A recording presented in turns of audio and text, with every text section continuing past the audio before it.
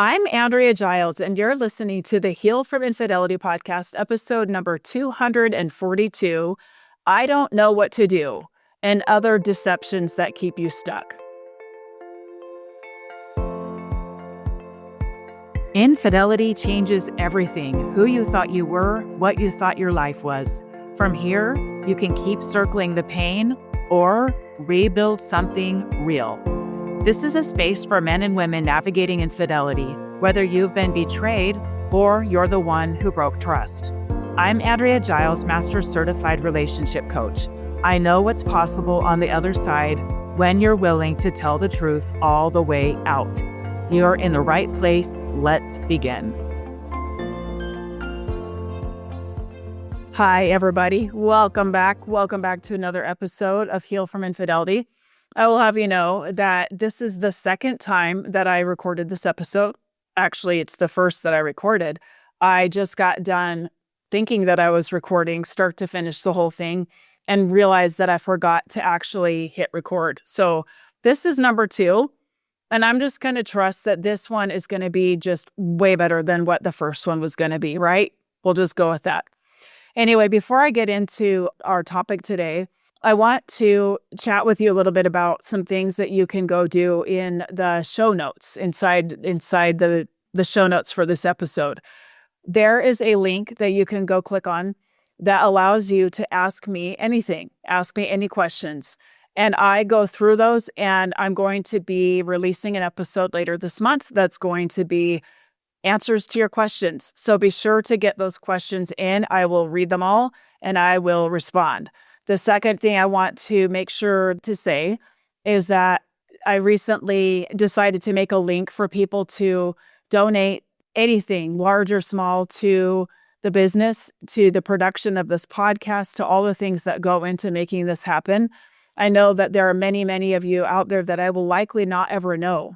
This podcast is ranked high. It's in the top 5%, top 0.5% in the world.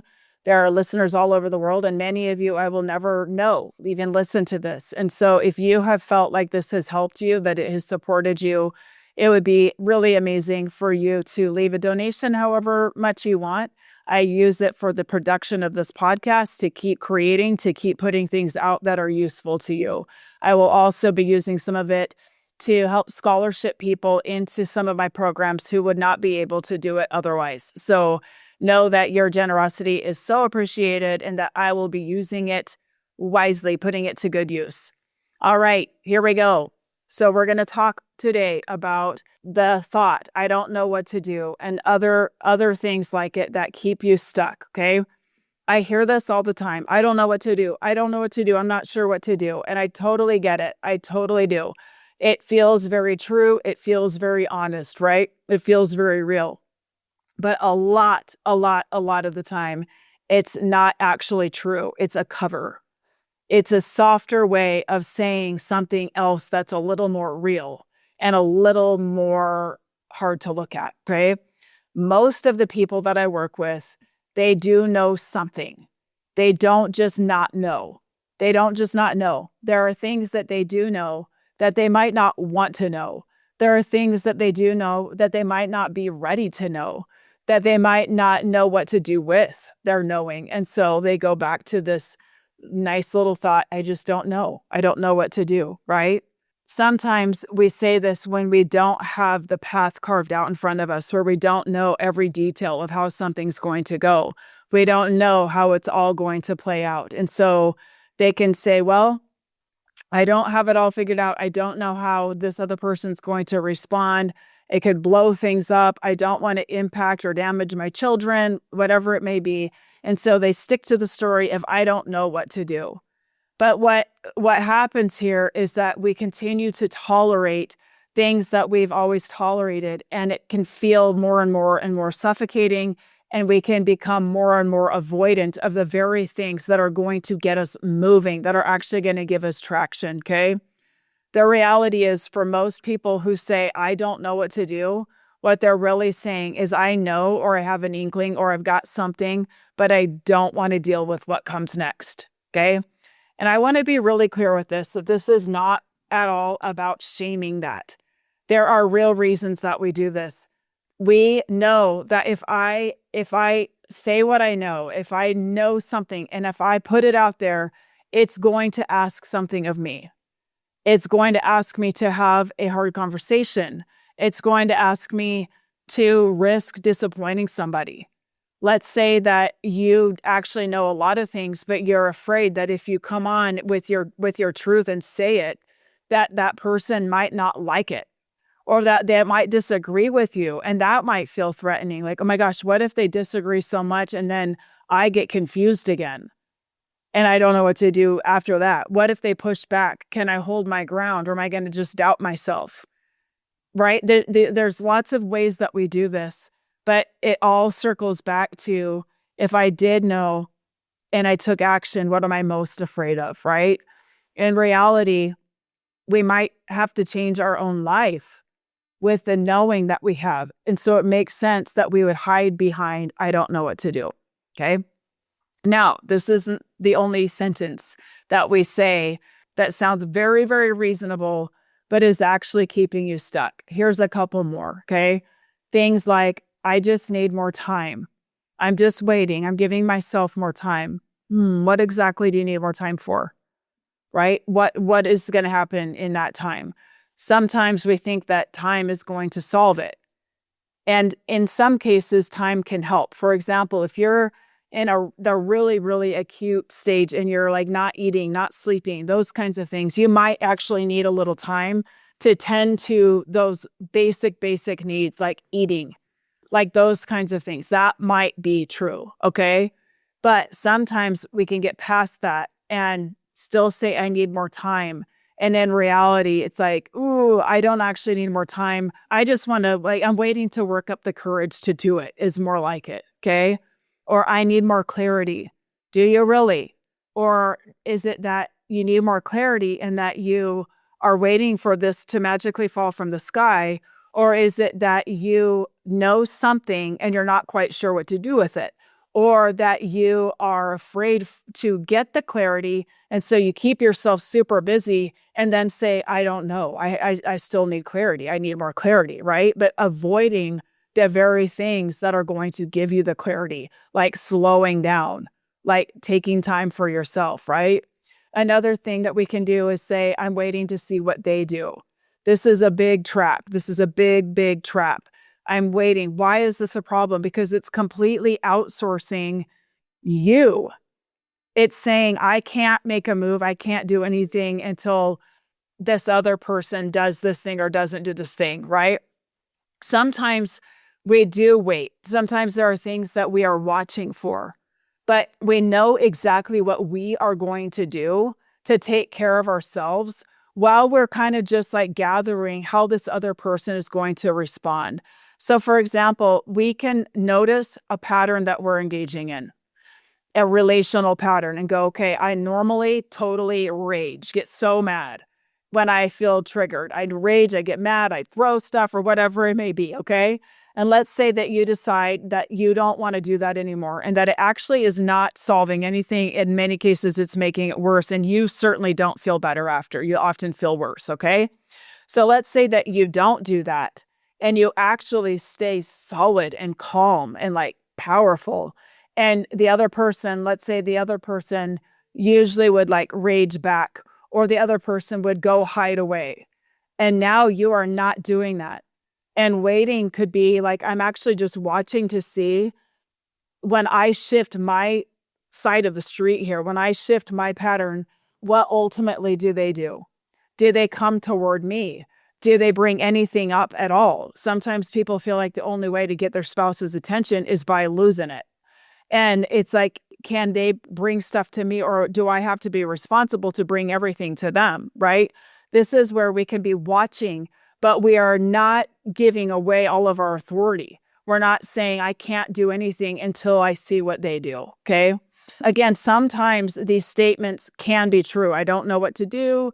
I just need more time. I need more clarity. I'm waiting to see. There are times where that can be true, but it's after we have taken some bold actions. It's after we have made moves. It's after we have owned that this is what I need now. This is what I'm going to do to to support that need. And then I'm going to see what happens, see what clarity comes from that action, knowing I took this action and now I'm going to see how it plays out. Okay. Where these things become a problem is where you are just stalled out, where like days go by, maybe weeks, maybe months, maybe years, and literally nothing has changed except your resentment, your anger, your blame, your wanting things to be different, but waiting, right? That's what changes, is it starts to attack you from the inside out. Okay. Because if you really let the truth all the way out here, if we let the truth all the way out, at the end of the day, the buck stops with you, right? If the buck stops with you, we cannot outsource our peace. We cannot outsource our clarity. We can't outsource any of it. And again, if we're letting the truth all the way out, if we are not stuck, if we have enough clarity to do one thing, you would have to move. Okay, I'm going to give you an example. This very day, I met with a client and I said this basic question. I said, "What do you need?" Without missing a beat. This client who has felt buried and drowning and ruminating thoughts and images, all of that, immediately, she said, "I need more space." She knew I need space. And right now she's in a situation where he's really leaning in and he's wanting to show her all the work he's doing and how trustworthy he's becoming. And she's feeling like, what do I do with that? And in reality, she already knows I need more space, right?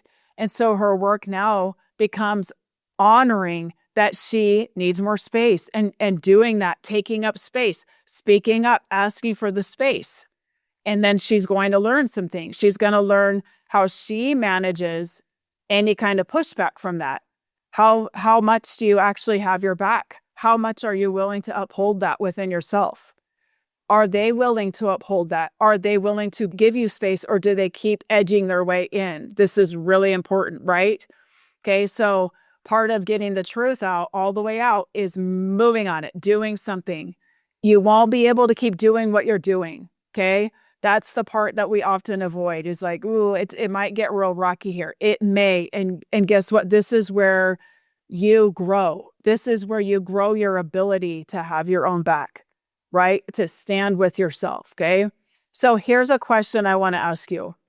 Where are you saying that you don't know when the truth is that you do? Even if it's a quiet little knowing, even if it's incomplete, you don't have the full picture. Even if it's like one tiny thing and you're like, I have no idea what's next, right? Where are you softening something that you do know? Where are you avoiding something that you do know? Where are you hoping it will just resolve and go away without you having to fully step in, okay? This is where we are like, I'm just waiting to see what they do. Why are we waiting to see what they do? Because we don't want to do what we might have to do if nothing changes on their part. And so we're like waiting, going, I really hope they figure it out. I really hope they do this differently. Guess what? You can't sit and wait around.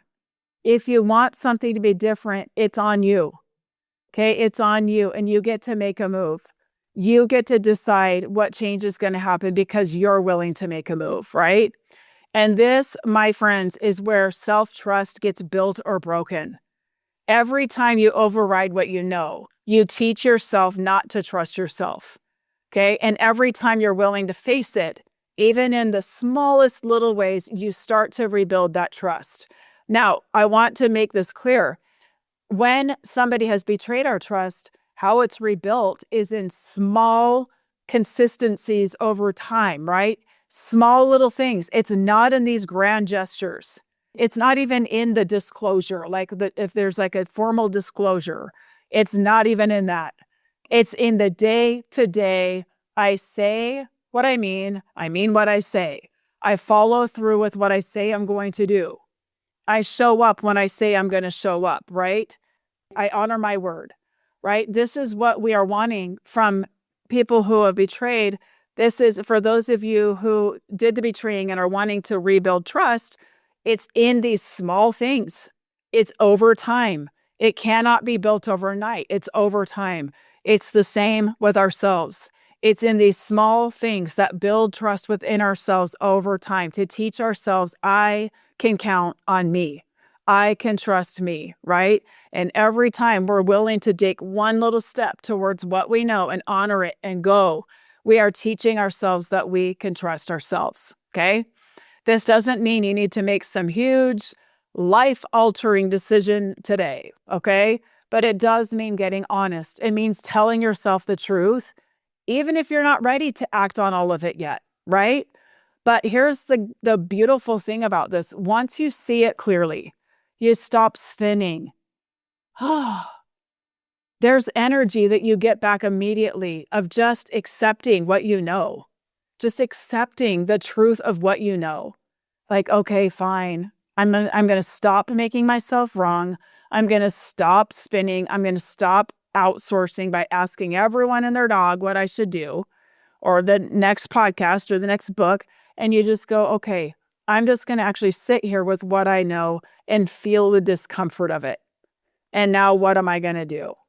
Okay, this stops that spinning and gets you into some new energy where you can start to take a different kind of action, right? So the next time you hear yourself say, I don't know what to do, I want you to pause and I want you to ask, is that actually true? Or do I know and I just don't like what it would require of me? Please be honest with yourself, truth all the way out, right? That question alone will change things. It will slow things down. You will hear your own wisdom, okay? Because this work, the real work here, is about truth.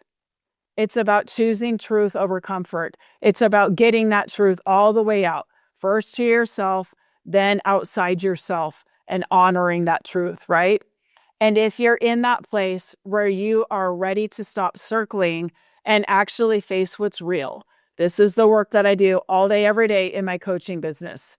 This is what I do with my members in my Get Your Life Back After Infidelity women. This is what we do. We face the music. Right? We're not here to blame. We're not here to minimize. We're here to see what is real, to feel the feelings that are here, to face the reality and grow our capacity to sit in that and decide what we want to do with it. Okay. If this is you, I invite you to go to the show notes, get your application in for Get Your Life Back After Infidelity, and we will be reaching out to you with next steps. All right, my friends, truth all the way out. Tell yourself the truth, okay? It starts with you. All right, take care. Thank you for listening to the Heal from Infidelity podcast. If you would like to be kept in the know about upcoming free classes, new podcast episodes, and other ways of working with me, go subscribe to my weekly email. You can subscribe at AndreaGiles.com/lies-about-infidelity/. Again, it's AndreaGiles.com/lies-about-infidelity/. I will see you next time.